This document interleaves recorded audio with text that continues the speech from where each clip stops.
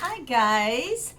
Today I'm going to talk to you a little bit about some Mary Catherine Winland. She is a professional housekeeper, and these are some tips that she has about housekeeping. She says cleaning your house can be somewhat overwhelming, and it's hard to know where to start. She says get great cleaning tips and cleaning product recommendations from a professional housekeeper, maybe in your area. There is no one way to clean your house. Figure out what works for you and your schedule and your family and your lifestyle. You know, some say 15 minutes a day, some clean as you go, some are Saturday morning whole house cleaning families. Some only the wife cleans, and some the whole family pitches in. Do what works for you and your family. Catherine says, I think it's easier to take either one task at a time or one room at a time. You know the kind of break it up into whatever segments you can handle. And she says, two areas that most people neglect. When she goes into someone's home for the first time, she finds that the areas that were neglected the most before they hired her are the ceiling fans and the master shower. I guess because they figure those are the master shower no one is going to see. And I can see that. And I do typically sometimes neglect my ceiling fans, but I do have one of those long pole ceiling fan blade cleaner dusters. I don't know what it's called, but you need one of those if you're going to keep your ceiling fans clean. A really good way to keep a clean house, in her opinion, is just to maintain things. Don't let things get really dirty. Try to maintain the cleanliness by doing a little bit here and there. If there's a new cleaning tool out there that you like and it makes your job easier, use it, buy it. There's nothing wrong with making the job more fun and easier. Now, these are some of the things that she has recommends. So I don't know, I have not tried them personally, but Catherine Winland says Norwick's cleaning cloths take a little getting used to, but they work really well and save you money on buying other cleaners and using additional rags. Vacuum cleaners have changed a lot over the years. Now the cordless ones work just as well as the old-fashioned kind, and they have very good cleaning power. She says, don't be embarrassed by what your house looks like when you hire a housekeeper. They've seen it all. Same with an organizer. You know, we've seen it all. So it's nothing to get upset about or be embarrassed. Just take care of it one step at a time. Start cleaning your house by making the living areas livable. Pick up all the stuff that you can pick up. Get the laundry under control and get the dishes under control. She says those are the most important if you're going to do it yourself.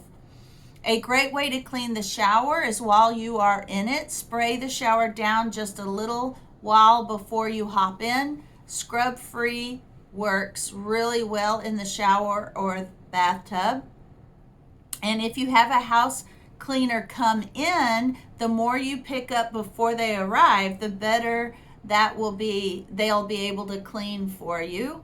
A feather duster works very well, and you don't have to pick everything up every week. Just pick up the dust under your knickknacks periodically. So those are the tips from Mary Catherine Winland. And then I have, so that It's a very short little video for you. Actually, though, I have another. Let me find her. And she has a YouTube channel, Melissa Maker. She says cleaning your bathroom. She has tips for cleaning your bathroom like a pro. And since this podcast is very short, we'll add her into the mix. Melissa has a YouTube channel, and Melissa shares tips and tricks. She teaches her own staff to get the most effective and efficient cleaning done in the least amount of time. Squeegee your shower after every use. This gets rid of any water residue left behind that could leave soap, scum, mold, or mildew. Melissa says, what you should know about me is that I hate cleaning, yet she's a professional. I don't want to spend one more minute doing it than I absolutely have to, which is why I'm looking forward to sharing with you these bathroom cleaning tips. Have a plan of attack. Pick a starting point and work your way around the room. You want the sink to be the last thing you clean, since you will use it while cleaning the rest of the room. Remove as much as possible from the space, such as rugs, trash cans, towels, and bottles, and place just outside the bathroom door. That helps. Pre-treating is important. Read the back of the cleaner to see how long the product needs to sit and work. It needs to stay wet, so you may need to respray it but when it starts to dry just before you start cleaning. But let it sit. She says, start with pre-treating the toilet and bathtub shower tiles first. Let those areas sit while you move on to pre-treat the sink and counters. Next, spray down the mirror with a microfiber. Spray down the mirror. And then with a microfiber cloth, wipe down the mirror in a S pattern from top to bottom, left to right for a streak-free shine. Move back to counters and starting at one side, use the same S pattern to sweep any debris down to the floor. Remember to clean around the faucets. The toilet is next. Using a paper towel, start at the top and wipe down all surfaces. Then take your scrub brush and start scrubbing at the rim of the bowl and work down the chute at the bottom of the toilet. Flush and rinse brush, closing the lid down to hold it in place so that it can drip and air dry. Using a wet non-scratch sponge, work in sections. Start at the top, wiping down in the sink in the same S pattern. Don't forget to wipe the faucet. Pretend that the bathtub with the pre-treat the bathtub with the same product you used for the shower and let it sit for a few minutes. Use the same method to clean with the sponge. Rinse the shower tub with the shower head and buff dry with the microfiber cloth. All right, those are pro tips from Melissa Maker and Catherine Winland. And you can use those tips whether you're cleaning the inside of your shower right before you take a shower, or whether you're going to clean the whole bathroom in one big at one time.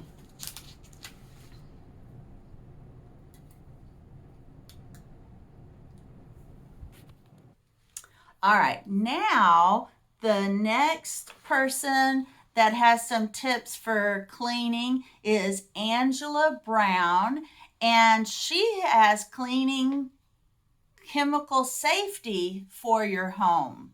Angela clears up the confusion about which cleaning chemicals to use safely for each cleaning task by explaining the pH levels and teaching us how to read product labels.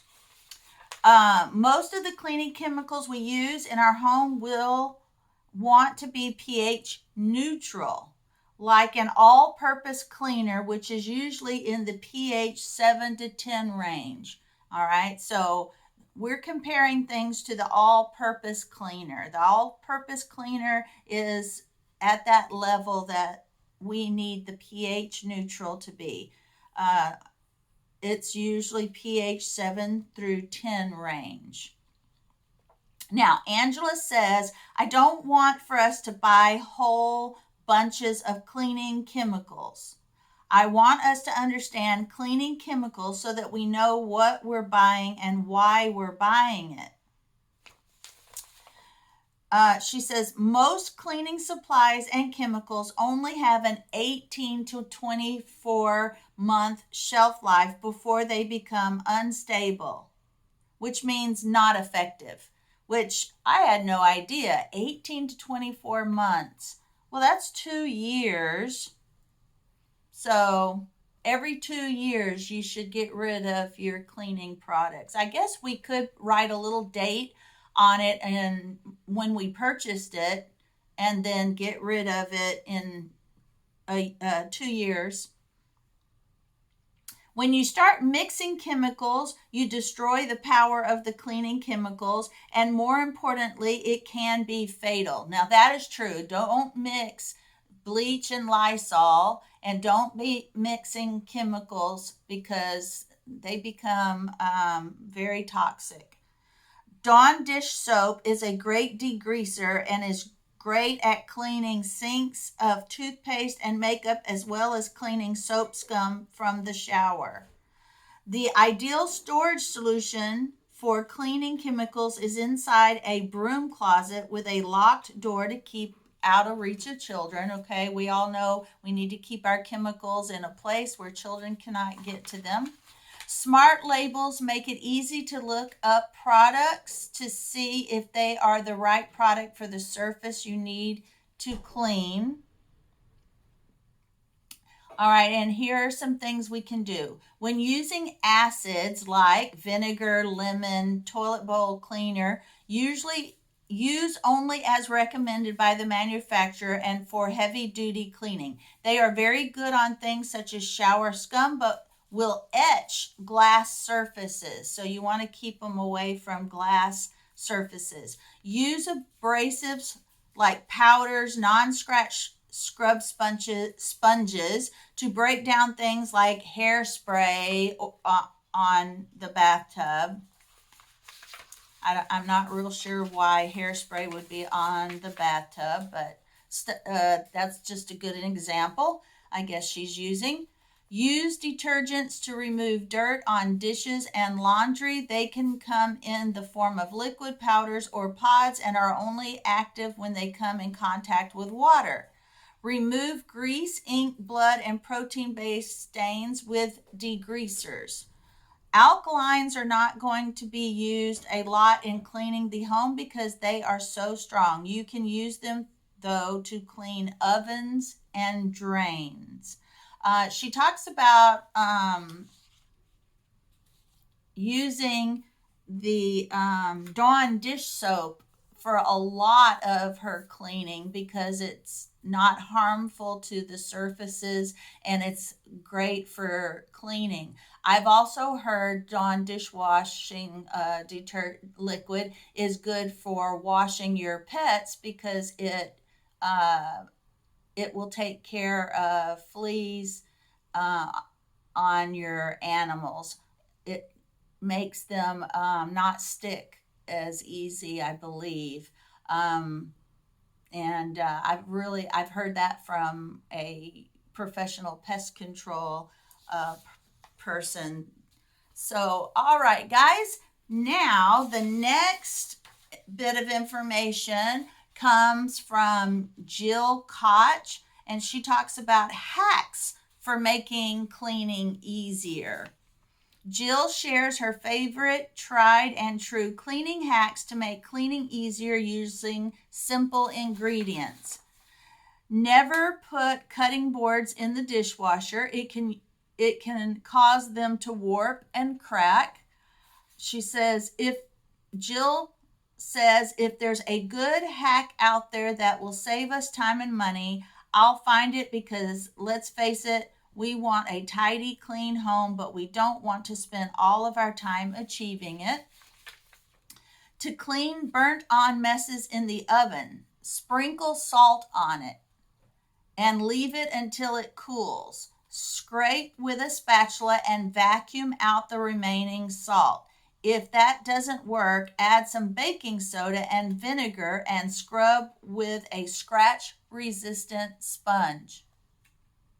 These are some ideas to try. I haven't tried that. I usually use the high chemical sprayed oven cleaner, but it would be nice to have some non-chemical cleaning hacks for the stove and the oven. To clear a clogged sink, now I do this quite often because a lot of times our sinks clog up just with the grease from the accumulation of washing our dishes. Because of course most of us know we don't pour grease down the sink, but for some reason grease still accumulates there. And so this is a good thing to do at least every once in a while to keep that running. To clear a clogged sink, pour 1 cup of baking soda and 1 cup of vinegar. Let this sit for 5 minutes, and then I use boiling water, but she says rinse with hot water. I use boiling water.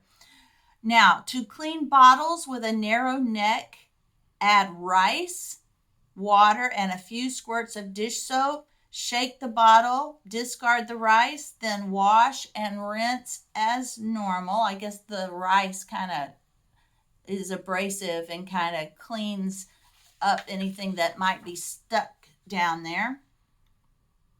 And if you can find a bottle brush that will fit, that works as well. After cleaning the toilet, rinse the toilet brush with a second flush. Tap off the brush and sandwich it between the base and seat to dry. That's what the other pro bathroom cleaner, the pro home cleaner also said. Squirt the brush with alcohol or peroxide while it is drying.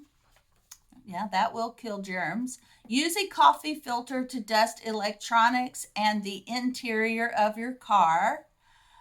Put old socks on the ends of tongs to clean the slats on your blinds. For a natural laundry booster, add 1/2 cup of washing soda to the drum of the washer before adding water. Add 1/2 cup of vinegar to the softener compartment for a natural alternative to fabric softener. Tennis balls are great at removing scuff marks. They can also be used as dryer balls. Make your own stain remover by mixing 16-ounce bottle of peroxide, 1 teaspoon of baking soda, and 1 teaspoon of Blue Dawn dish soap. Test first in a small area before using it in a large area, just in case. To make a homemade grout cleaner, make a paste of cream of tartar, which is found in your baking aisle and spices, where the spices are, and lemon juice. Apply the paste to the grout and let it sit for about 30 minutes. Wipe up with a cloth or clean mop. All right, these are some good ideas. I hope that y'all are getting some good ideas. All right, this is going to be the last one. This is from Mandy Smith, and I think she has videos where you can watch her clean. She says Mandy invites along while she cleans her home and front porch and shares her thoughts on real life cleaning that maybe isn't Instagram perfect. So I think you can find her, and I'll leave all these links to these ladies in the description. She says incorporate a little fun to get through those mundane daily chores with some music and dancing. She says her goal was to reach as many people like myself as possible and to let you know that not everyone scrubs their toilets in their pearls and Louis Vuitton heels. That is just not real life. Exactly.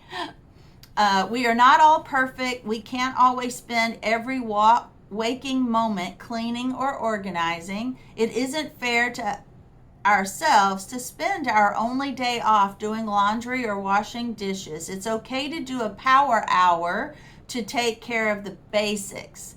Some of Mandy's favorite cleaning products are Scrub Daddy sponges, her Cedar spin mop, Spray Way glass cleaner, the pink stuff, and the Chom Chom pet roller for pet hair.